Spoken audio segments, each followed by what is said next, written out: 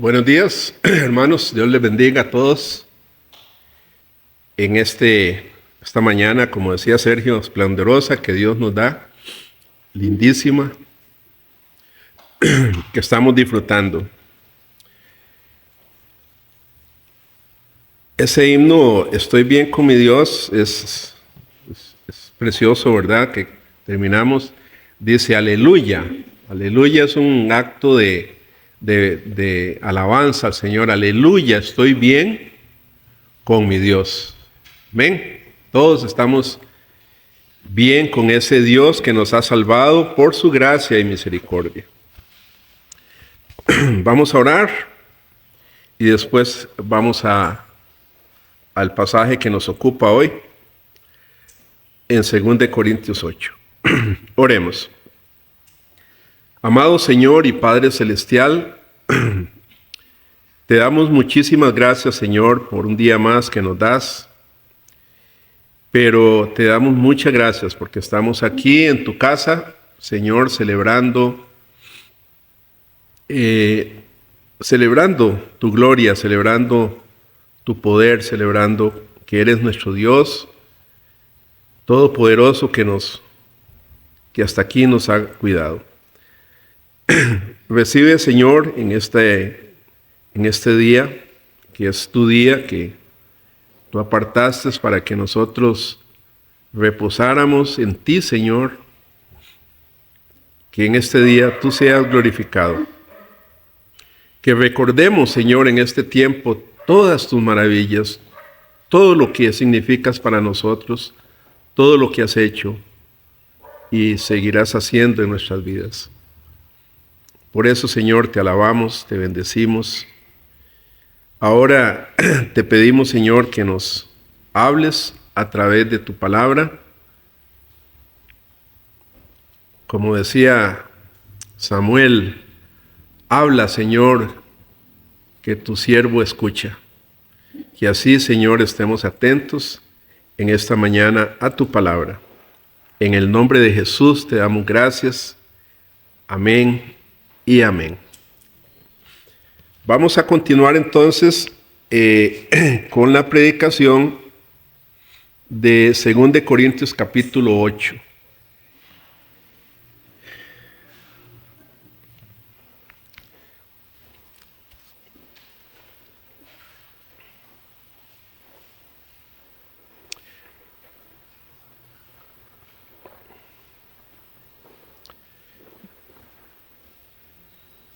Vamos a leer del 1 al 16,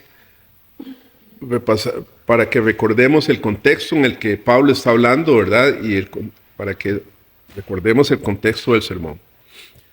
Dice así, 8:1. Asimismo, hermanos, os hacemos saber la gracia de Dios que se ha dado a la iglesia de Macedonia, que en grande prueba de tribulación, la abundancia de su gozo y su profunda pobreza abundaron en riquezas de su generosidad.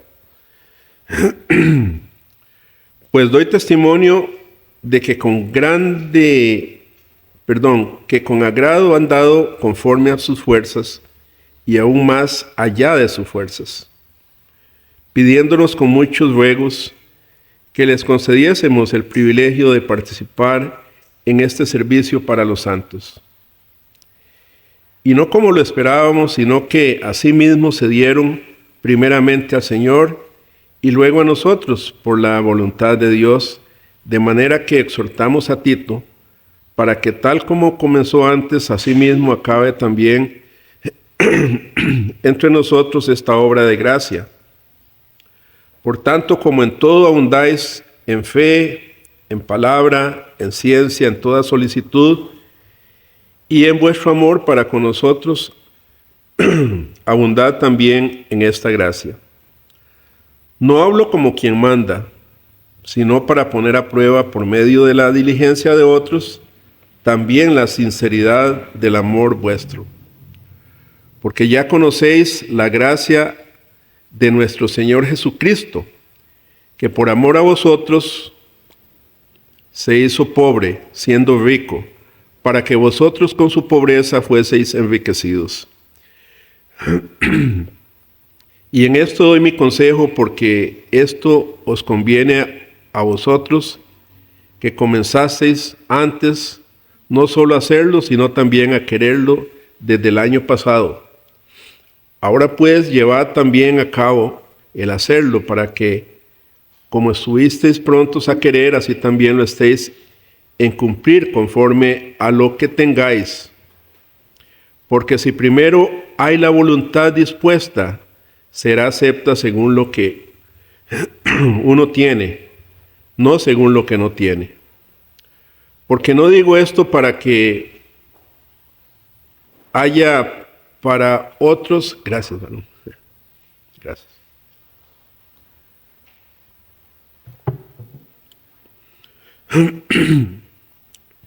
Versículo 12, 13. Porque no digo esto para que haya para otros holgura y para vosotros estrechez, sino para que en este tiempo, con igualdad, la abundancia vuestra supla la escasez de ellos, para que también la abundancia de ellos supla la necesidad vuestra, para que haya igualdad. Como está escrito, el que recogió mucho no tuvo más, y el que poco no tuvo menos. Pero gracias a Dios que puso en el corazón de Tito la misma solicitud por vosotros. Vamos a leer el 17 también. Pues a la verdad recibió la exhortación, pero estando también muy solícito, por su propia voluntad partió para ir a vosotros. Hasta ahí vamos a leer la palabra de Dios. Y que el Señor bendiga su palabra en esta mañana.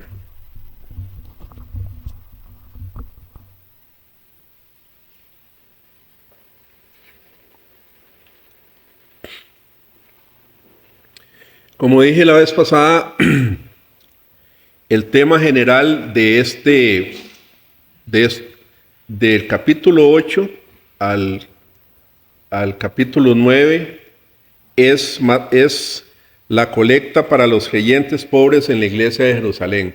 Eso es ese es el tema, ¿verdad? Que está tratando Pablo, de la colecta, de una recolecta que se estaba haciendo para los pobres en Jerusalén.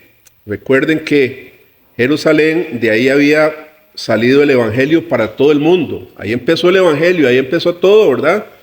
Y de ahí fueron esparcidos los cristianos por todo el mundo hasta llegar a Corinto, a Macedonia, a todos lados, ¿verdad? Los apóstoles predicando el evangelio.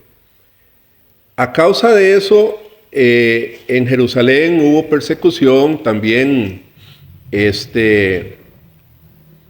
Pues los cristianos eran muy menospreciados, ¿verdad? Por ser cristianos. Y no tenían trabajo, muchos. Entonces había mucha pobreza en la iglesia.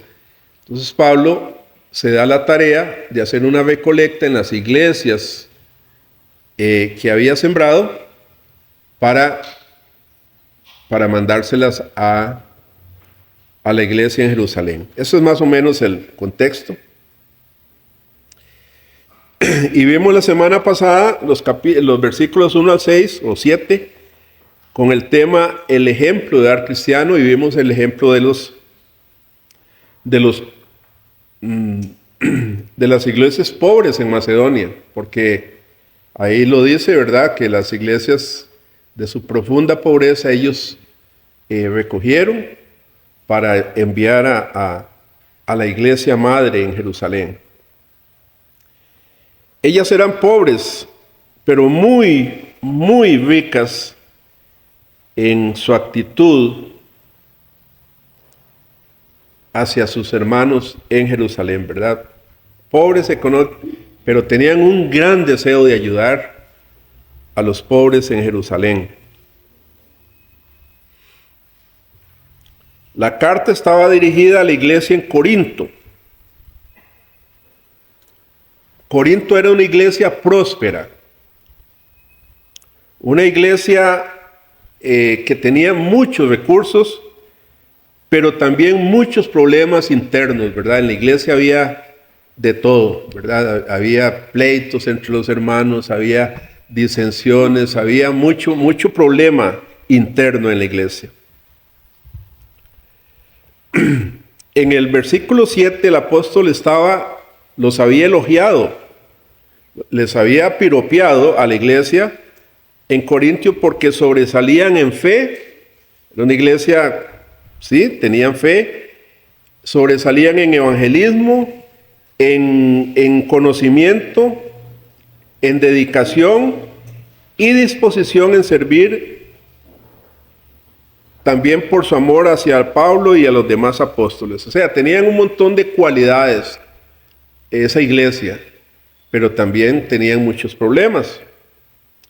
Ahora Pablo les pide que, así como sobresalían mucho en esos dones, ¿verdad?, que Dios les había dado, que sobresalieran ahora, que dieran el ejemplo en dar, en ayudar a las iglesias en Jerusalén. Entonces el versículo 8, voy a leerlo de nuevo, dice: no hablo como quien manda, sino para poner a prueba por medio de la diligencia de otros, también la sinceridad del amor vuestro. No hablo como quien manda. Pablo estaba diciendo aquí que el hecho de que él estaba pidiendo que dieran, que recolectaran, no se debía a que tenían que cumplir una ley o una costumbre, una rutina. No les estaba diciendo eso. Lo que les estaba diciendo es que las ofrendas deben ser siempre voluntarias. Siempre deben ser voluntarias. Pablo les expuso las razones por las cuales estaba pidiéndoles que contribuyeran con sus ofrendas y donaciones. Él dijo que quería poner a prueba por medio de la dedicación de otros. Se está refiriendo al ejemplo de los macedonios. Estaba poniendo a prueba la sinceridad del amor de los corintios hacia Dios. Era una prueba.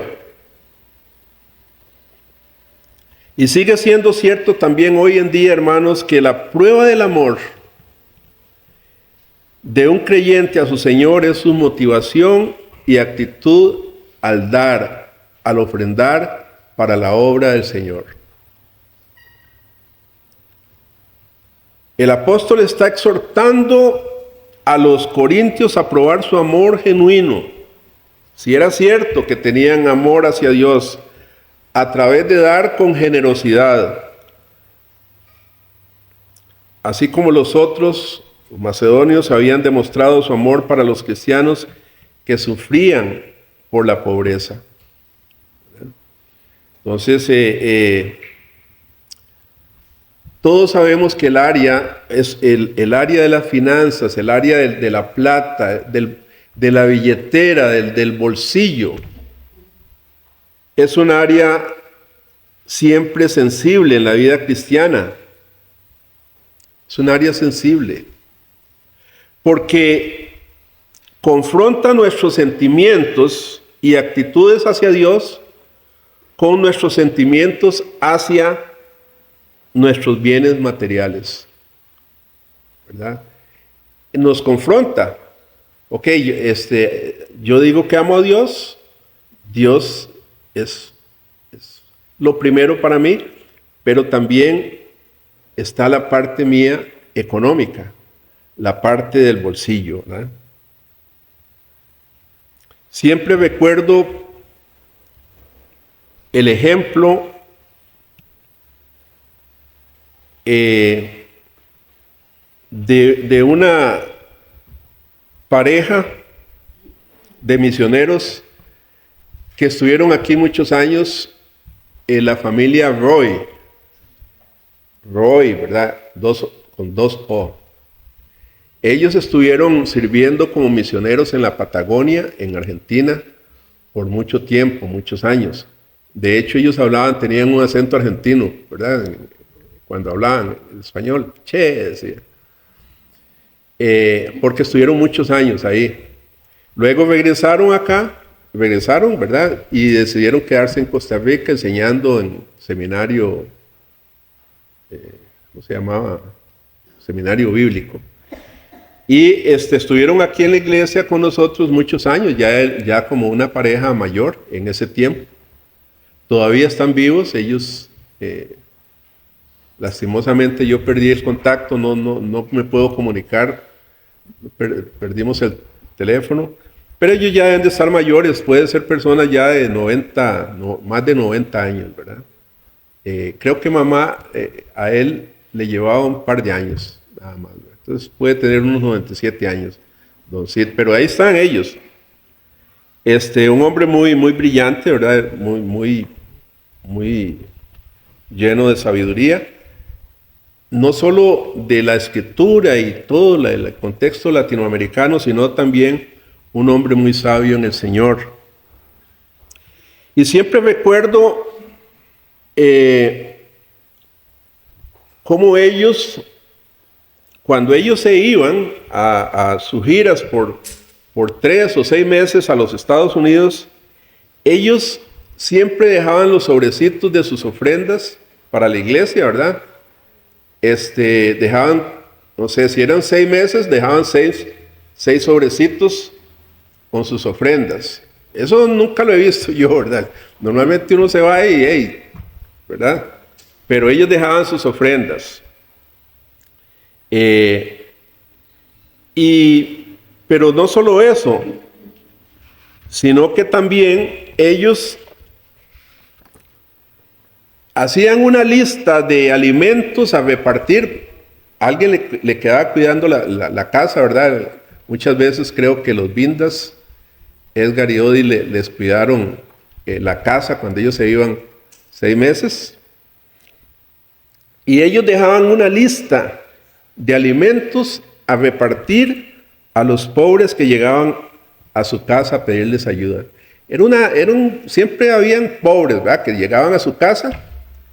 Entonces a uno les daba leche, a otros arroz, a otros... Él sabía. Entonces le decía, vea, a la señora tal le das esto, a la señora tal le das esto. Por 2 o 3 meses, ¿verdad? Dejaban todo ahí, listo. Alguien les pedía a ellos que hicieran esto. Que hicieran eso que estaban haciendo. No, nadie les pedía. Ellos lo hacían solo por el amor que tenían a su Salvador Jesucristo. Nada más. Ellos no preguntaban si esas personas que llegaban a su casa pedían porque eran vagos, como muchas veces pensamos, ¿verdad? Ellos no preguntaban si eran vagos o querían esto para comprar drogas, que así lo hacen algunos, ¿verdad? Y uno por eso cierra. Pero ellos no preguntaban nada de eso. Lo hacían solo por su buena voluntad de ayudar, ¿verdad? Sin preguntar a quién. Bueno, estos son buenos ejemplos a seguir, ¿verdad? Cómo un corazón agradecido al Señor siempre va a dar. Siempre va a dar de lo que tiene.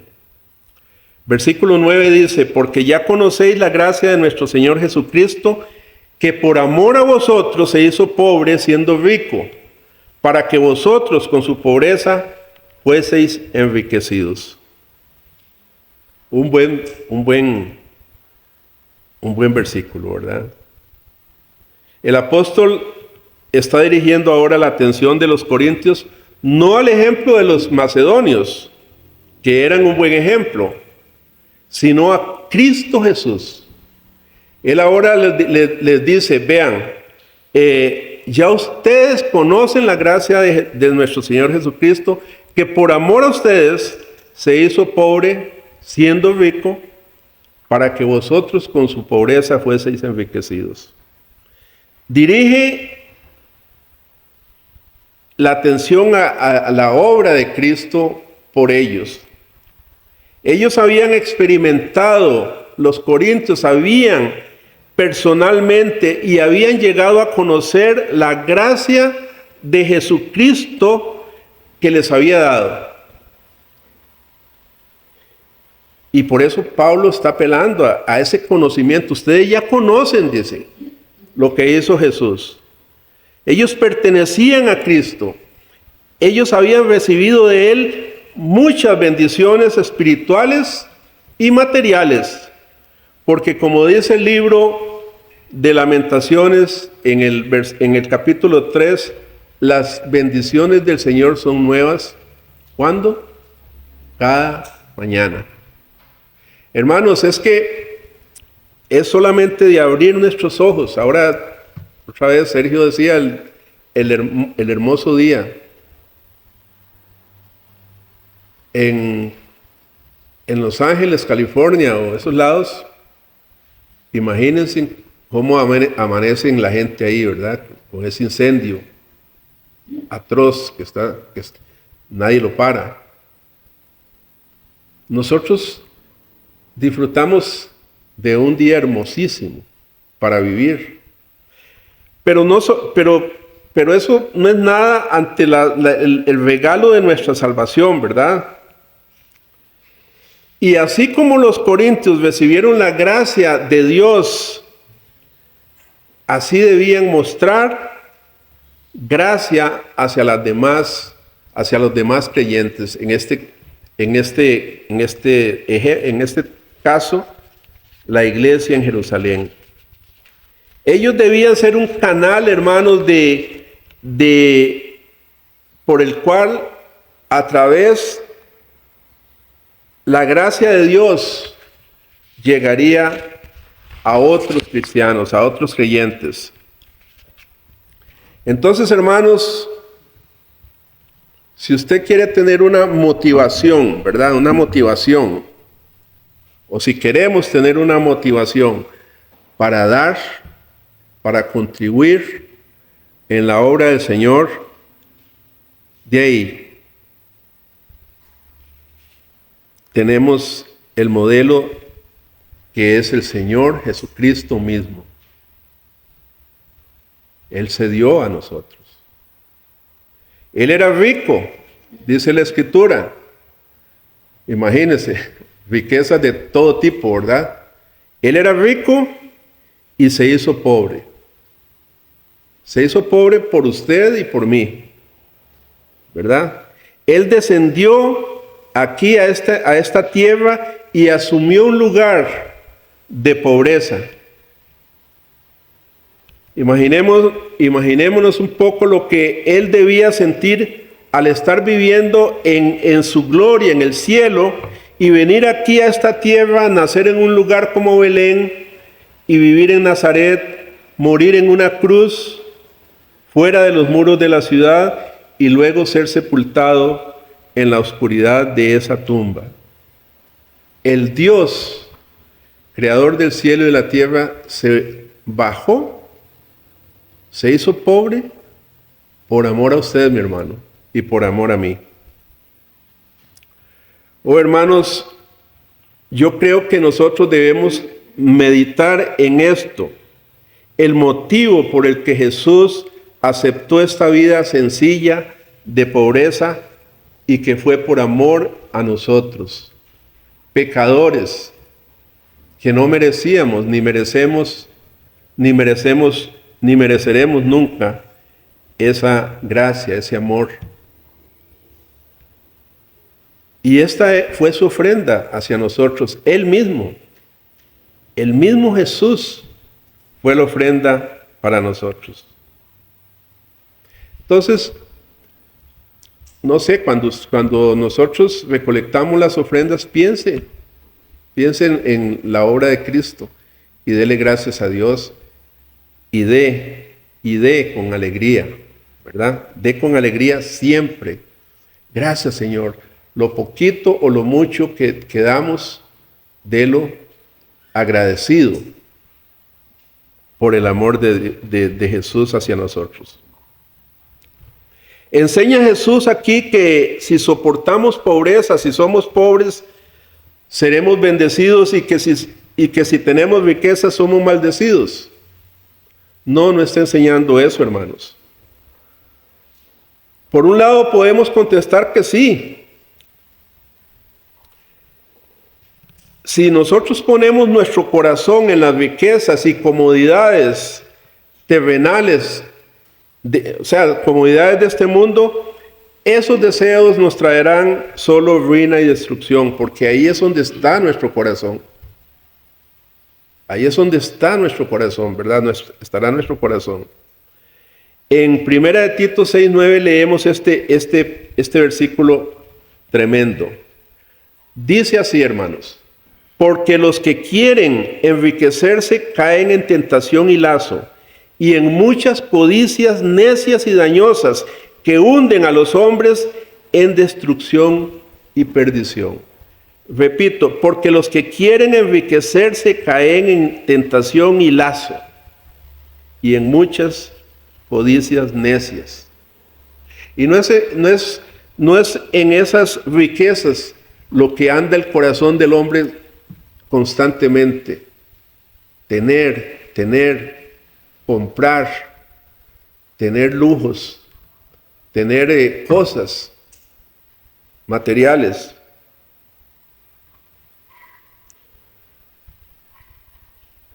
Que en sí mismas no son malas, ¿verdad? Pero es cuando ponemos el corazón en eso y menospreciamos la obra de Dios. Por otro lado, el Evangelio es para todas las personas. Dice que es ricos y pobres. Es para ricos y pobres. José de Arimatea, por ejemplo, y Nicodemo, eran hombres prósperos en su tiempo.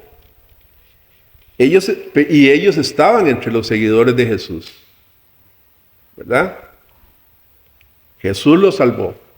Jesús los escogió. Los adinerados recolectores de impuestos como Mateo y Zaqueo. Mateo era de plata, porque cobraba impuestos al pueblo, ¿verdad? Y ahí se enriquecía, y Zaqueo también. Pero ellos se convirtieron al Señor también. Porque Jesús no vino, hermanos, a llamar a justos, sino a los pecadores que se arrepienten, sean ricos, sean pobres. Tanto el pobre como el rico deben aceptar a Jesús en arrepentimiento y fe y someterse a Él en obediencia toda su vida. Entonces, no es el asunto de que si soy rico, voy a ser maldecido por Dios, o si soy pobre, entonces voy a tenerla toda. No es eso lo que Pablo enseña aquí. Sigamos ahora con los versículos 10 y 11. Dice: y en esto doy mi consejo, porque esto os conviene a vosotros, que comenzasteis antes, no solo a hacerlo, sino también a quererlo desde el año pasado. Ahora pues, llevad también a cabo el hacerlo, para que como estuvisteis pronto a querer, así también lo estéis en cumplir conforme a lo que tengáis. Los corintios habían hecho una promesa un año antes de recolectar esa ofrenda para llevarla a los pobres en Jerusalén. Y habían comenzado a contribuir con esa colecta, como dije, desde un año antes. Estaban recolectando. Sin embargo, en la iglesia en Corinto hubo un problema. Bueno, como dije, tenían muchos problemas de divisiones entre ellos, de celos, de muchas cosas carnales, ¿verdad? Y una de ellas era un hombre mal portado en la iglesia, que se había portado mal. El hombre, recuerden, el hombre que había pecado con la mujer de su padre, en 1 Corintios capítulo 5, ¿verdad? Y los corintios no le decían nada y el hombre estaba viviendo con la mujer de su papá. Pecado terrible, ¿verdad? En la iglesia. Y ahí nada pasaba. Pero entonces Pablo llega y los exhorta durísimo, ¿verdad? Por lo que estaba pasando. Pero esos problemas en la iglesia, hermanos, habían apagado su entusiasmo. El entusiasmo de la recolecta y todo eso. Y aquí quiero agregar algo, hermanos, que en mi experiencia he visto. Que cuando en una iglesia es sana, ¿verdad? Y los hermanos se aman entre sí, hay amor, hay armonía entre los hermanos, hay unidad. La contribución económica, las ofrendas económicas para diferentes causas de la iglesia siempre aumentan. En una iglesia sana, las ofrendas aumentan. Es interesante. Pero, al contrario, cuando en una iglesia, hermanos, hay discordias, hay problemas, hay divisiones, hay celos, estas cosas estorban, incluso apagan el deseo de dar de los hermanos en la iglesia. Eso siempre pasa. La iglesia en Corinto tenía problemas, entonces eso les apagó ese deseo que tenían de las recolectas, ¿verdad? El consejo de Pablo era que terminaran lo que habían comenzado, cumpliendo de esa manera la promesa que habían hecho. Sin embargo, hermanos, recordemos que las palabras de Pablo no eran un mandamiento.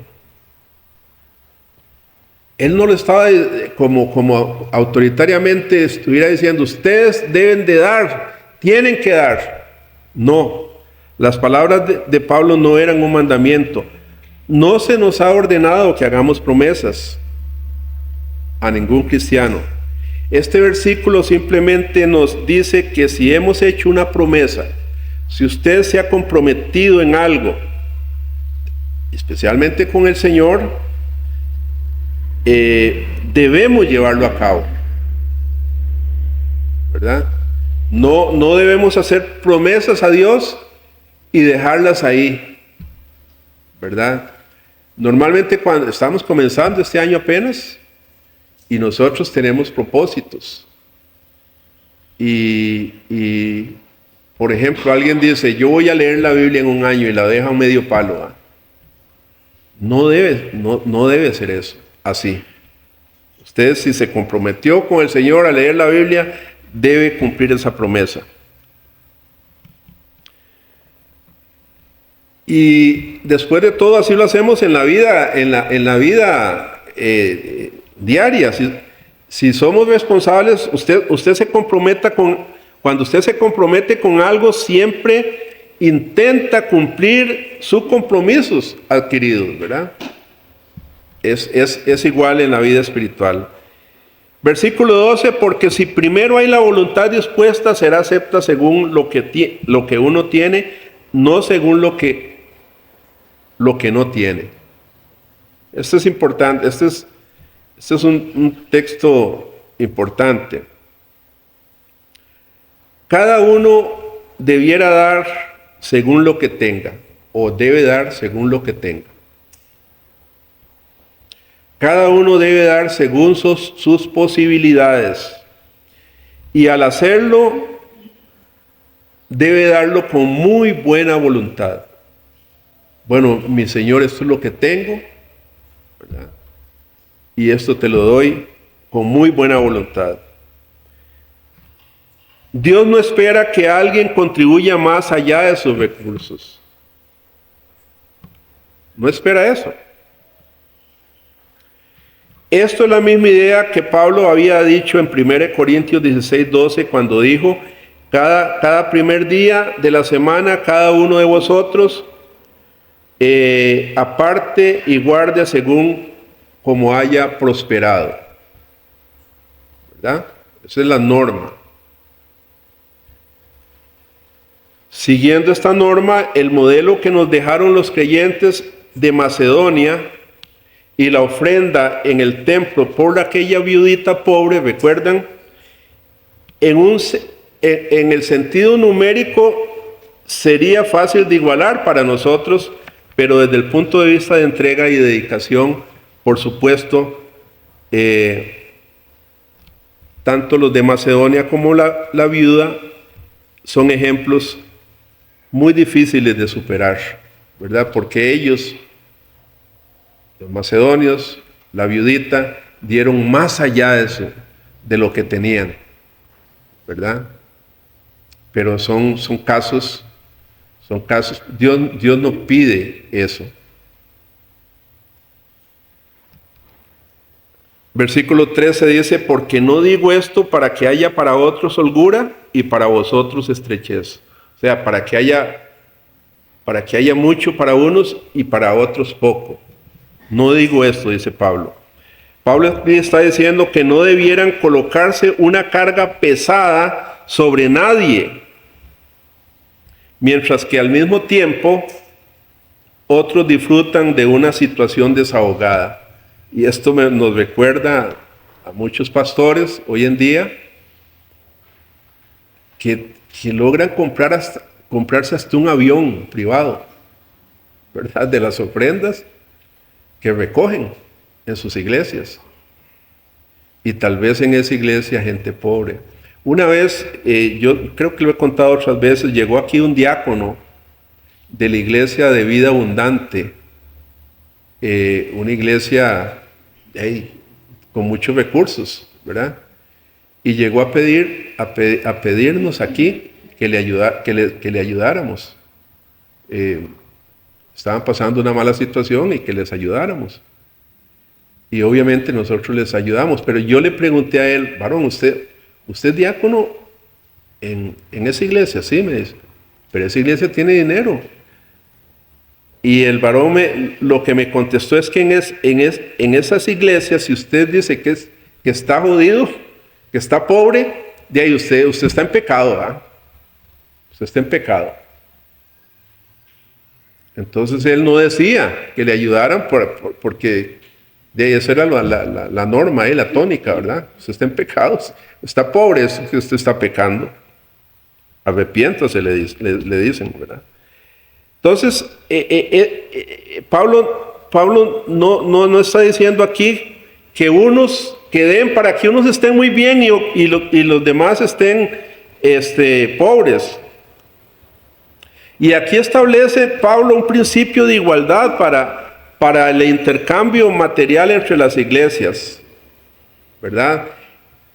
Iglesia Jerusalén estaban pobres, Corintios tenían abundancia. Ok, ayuden a los hermanos en Jerusalén. Y Pablo les exhorta.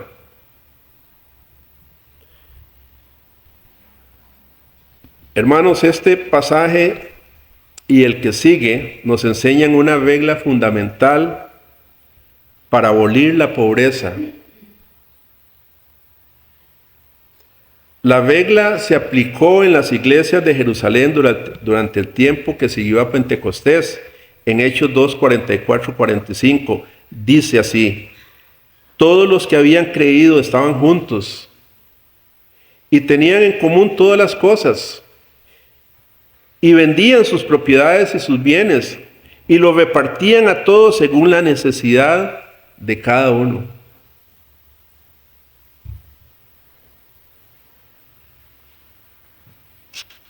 Qué bueno que sería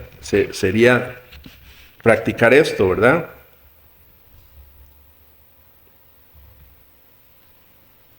En Hechos 4 también vuelve a repetir, ¿verdad? Lo mismo.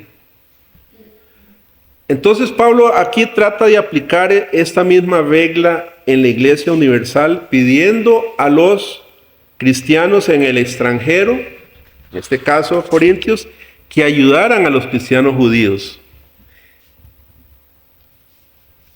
Pablo enfatiza la igualdad material de modo que los creyentes que han sido bendecidos, los creyentes que han sido prosperados, han sido bendecidos en exceso, tal vez estén dispuestos a compartir sus bienes con otros que no tienen lo necesario para vivir. ¿Verdad? Imagínense que el mundo y las iglesias cristianas actuaran de esa forma. Tal vez alguno, al oírme decir esto, esté un poco asustado aquí. Pablo no está promoviendo que los ricos se desprendan de todas sus posiciones. Eso no es lo que está diciendo Pablo. Y que los pobres se hagan ricos por las ofrendas de despojar a los ricos y que se logre la igualdad económica. Eso no es lo que está diciendo Pablo. Él no está promoviendo la abolición del derecho a la propiedad privada, sino lo que él está tratando es con la pobreza. Con la pobreza. Pablo es consciente de la instrucción del Antiguo Testamento en el sentido que no debe haber pobres en Israel. Eso es lo que dice el Antiguo Testamento. Para que lo busquen, Deuteronomio 15:4. ¿Verdad? Este pasaje dice que no deben existir pobres en Jerusalén. El deseo de Pablo era lograr que las ofrendas voluntarias fortalecieran el compañerismo entre las iglesias cristianas. Eso era su deseo. En este caso, entre las iglesias gentiles, Corintio y Macedonia, y la iglesia judía en Jerusalén, que compartieran, que se unieran, porque ustedes recuerden que entre los judíos y los gentiles siempre habían, ¿verdad?, diferencias.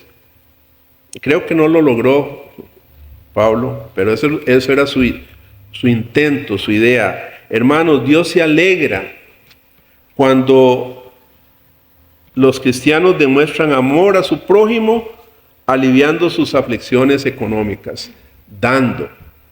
La canasta de la misericordia, ¿verdad?, que hace muchos años, que en el pasado era, aquí traíamos arroz, frijoles y todo, para que hubiera una canasta para ayudar a los más necesitados. ¿Verdad? Versículo 14. Sino para que en este tiempo, dice, con igualdad, la abundancia vuestra supla la escasez de ellos, para que también la abundancia de ellos supla la necesidad vuestra, para que haya igualdad. Para que haya igualdad. Sin duda Pablo había aprobado los esfuerzos de la primera iglesia en Jerusalén para satisfacer las necesidades de todos por el método de tener todo en común, es decir, que compartían lo que tenían. De esta manera se preocupaban los unos por los otros. No debe haber pobres en Jerusalén, no debe haber pobres en una iglesia cristiana, ¿verdad? Porque hay gente que tiene y puede suplir también esa condición. Si nosotros trasladamos el principio general, ese principio general de la distribución a la época de los Corintios y a nuestra época, aquellos que tenían recursos abundantes debían contribuir con más, para que no se colocase una carga demasiado pesada sobre los que vivían en condiciones más pobres. Y dice el versículo 15, como está escrito, el que recogió mucho no tuvo demasiado, y el que poco no tuvo escasez. Aquí se está refiriendo al tiempo de Éxodo, con el maná. Cuando los judíos viajaban por el desierto, recibían maná del cielo. ¿Y cómo era el asunto ahí? Cada uno debía recoger la cantidad suficiente para un día. ¿Verdad? Eso fue la instrucción de Dios. Y claro, por supuesto, siempre hay buchones, siempre hay gente que quiere más, ¿verdad? Algunos, cuando se levantaban en la mañana, observaban que toda la tierra está cubierta con el maná y entonces decidieron traer varias canastas, no una, ¿verdad? Para la necesidad de ellos, sino que querían acumular más para tener más, ¿verdad? De maná.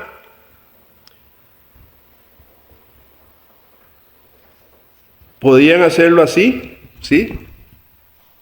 Recogiendo con codicia mucho más de lo que necesitaban. Y no es eso lo que muchas veces nos pasa a nosotros, hermanos. Muchas veces tenemos más chunches de lo que necesitamos. ¿Sabe cuándo se da cuenta usted que usted tiene un montón de chunches que Dios no sabe dónde sabe? Cuando se traslada de una casa a otra. No le caben en los camiones, ¿verdad? Un montón de tiliches que usted tiene y dice, pero ¿de dónde salió todo esto? Porque usted o nosotros nos gusta acumular más de lo que necesitamos. Nos gusta vivir con más de lo que necesitamos. Pero, ¿qué le sucedía después a esos que agarraban más canastas de maná? Que después que él y su familia habían comido la ración que necesitaban para aquel día, a la mañana siguiente descubrían que lo que habían sobrado se había echado a perder, se podría, se llenaba de gusanos. ¿Qué nos quiere decir Dios aquí, hermanos? ¿Qué les quería decir Dios a los judíos en ese tiempo? Dios había dispuesto que cada uno recogiera únicamente lo necesario para la alimentación de un día y nada más. Sí, quede satisfecho, coma maná, llénese la pancita, pero ya. Y Jesús dijo en su oración modelo, recuerdan, el pan nuestro de cada día, dánoslo hoy. Me acuerdo una vez conversando con una persona que había sido una señora muy influenciada por el mal llamado Evangelio de la Prosperidad. Me dijo que ella interpretaba este pasaje, bueno, que el pastor de ella había interpretado este pasaje así, que él pedía que todo el pan de cada día que Dios le iba a dar en su vida, se lo diera hoy. O sea, todo el pan nuestro, él lo interpretaba, el pan nuestro de cada día, dánoslo hoy. O sea, todo el pan que usted va a recoger en su vida, dánoslo hoy. Qué señora más codiciosa, ¿eh? Estaba feliz con esa enseñanza, claro, dice, todo el pan, dámelo hoy, dice. Versículo 16, hermanos, este versículo comienza con un párrafo que podríamos describir como una explicación del dar cristiano. Dice, pero gracias a Dios que puso en el corazón de Tito la misma solicitud por vosotros. Pablo estaba diciendo que había enviado a Tito, hermanos, para recoger las donaciones de ellos, pero ya Tito tenía la misma preocupación que Pablo por recoger una ofrenda para los creyentes pobres de Jerusalén. Es decir, hermanos, que ya había concebido en su corazón el dar gustosamente.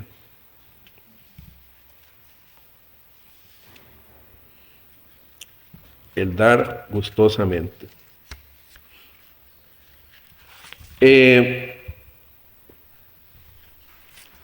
Para concluir, hermanos, ya de este mensaje,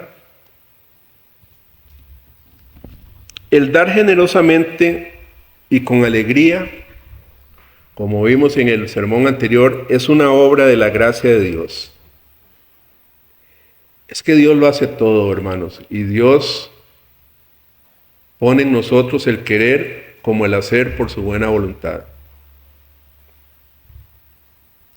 Las iglesias en Macedonia se gozaban en dar a los pobres de la iglesia en Jerusalén, porque ellos se habían dado primeramente al Señor. Ellos se habían entregado con todo su corazón al Señor. Y eso había sido como una respuesta a la gracia de Dios. Nosotros le amamos a Él porque Él nos amó primero. Así funciona. La iglesia en Macedonia habían conocido la gracia del Señor. Ellos conocían esa gracia del Señor Jesucristo, quien, como leímos, se dio a sí mismo y tomó nuestro lugar en la cruz por amor a nosotros. Es que, hermanos, imaginémonos, ¿verdad? La terrible muerte en la cruz, y eso por amor a nosotros. Cuando los corintios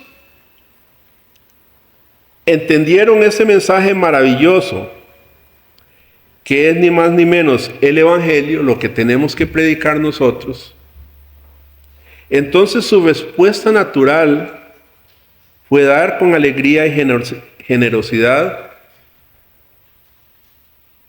bueno, en este caso los macedonios, de su pobreza para ayudar, en este caso con la recolecta que se estaba haciendo.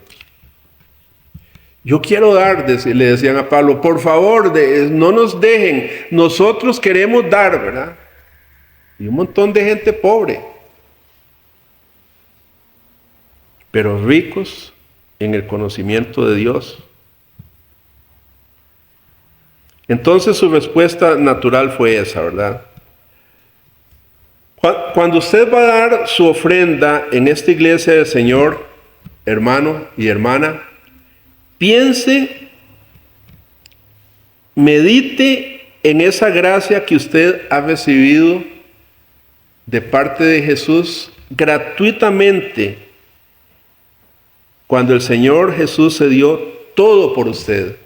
Es que no dejó nada, toda su vida se le entregó, lo hizo por usted. Pero aún más, hermanos, piense que no le va a faltar a usted lo que necesita, porque Él proveerá para sus necesidades, aún en las situaciones más difíciles en que usted pueda pasar o esté pasando. Confíe en eso. Y sé que muchos de ustedes aquí lo han experimentado la fidelidad del Señor en sus momentos más difíciles. Y yo también he experimentado esa fidelidad del Señor. Su fidelidad es grande, es grande. El apoyo con nuestros dones y finanzas a la obra del Señor es muy importante para el avance del reino de Dios en esta tierra. Es muy importante sus dones, sus talentos y su dinero para que avance el reino de Dios. Como dice el presidente Chávez, es un dicho que dice, no hay chocolate sin cacao, ¿verdad? Ninguna iglesia puede funcionar si no es por la generosidad de los miembros de esa iglesia, para que la iglesia avance. Y cada uno de sus seguidores, de los seguidores de Cristo, debemos contribuir a la iglesia con alegría y con generosidad, no con tristeza, ni por necesidad, dice el apóstol, porque Dios ama ¿a quién? Al dador alegre, al dador alegre. Cuando ustedes recuerden que no estamos hablando de una cantidad, ¿verdad?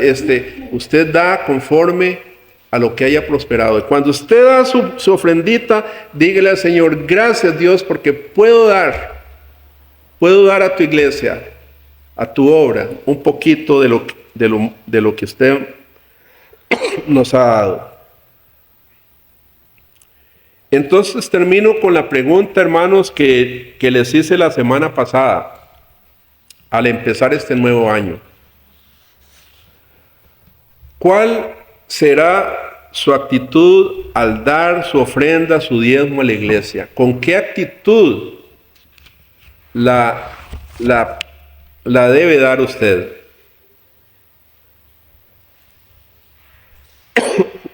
¿Por la fuerza, por necesidad, porque lo presionan? ¿O con un corazón alegre y feliz y generoso de darle al Señor? Termino con el texto de un sermón anterior en Mateo 6:33. ¿Recuerdan ese? Todos lo conocen, ese texto. Termino con este texto. Buscad primeramente el reino de Dios y su justicia, y todas las cosas serán añadidas. Todas estas cosas serán añadidas. Las cosas que usted, ¿verdad?, andamos persiguiendo y sabemos que ropa, vestido, casa, etcétera, ¿verdad? Pero la tónica es buscar primeramente el reino de Dios y su justicia. Hermanos, que este texto sea nuestro norte en este año y todos los años que Dios nos dé para vivir. Buscad primeramente el reino de Dios y su justicia, con la ayuda del Señor. Que Dios les bendiga, hermanos. Vamos a terminar con una oración. Amado Señor y Padre nuestro, muchas gracias por tu palabra. Tu palabra es la luz que ilumina nuestro caminar diario con Cristo. Y gracias, Señor, por este texto que aunque no vemos aquí leyes ni reglas, sí vemos principios muy importantes que debemos seguir como miembros de tu iglesia. Dios, ayúdanos a entender esto, a entender que fue tu gracia la que nos ha salvado y que debemos dar por gracia.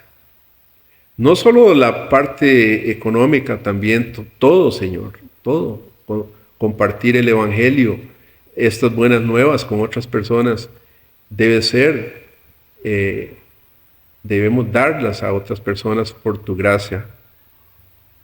Muchas gracias te damos, Señor. Ahora bendice nuestra reunión que tenemos. Vamos a iniciar de presentar los planes y presupuestos de nuestra iglesia. Te alabamos y te damos gracias, Señor, en el nombre de tu Hijo amado Jesucristo. Amén y amén.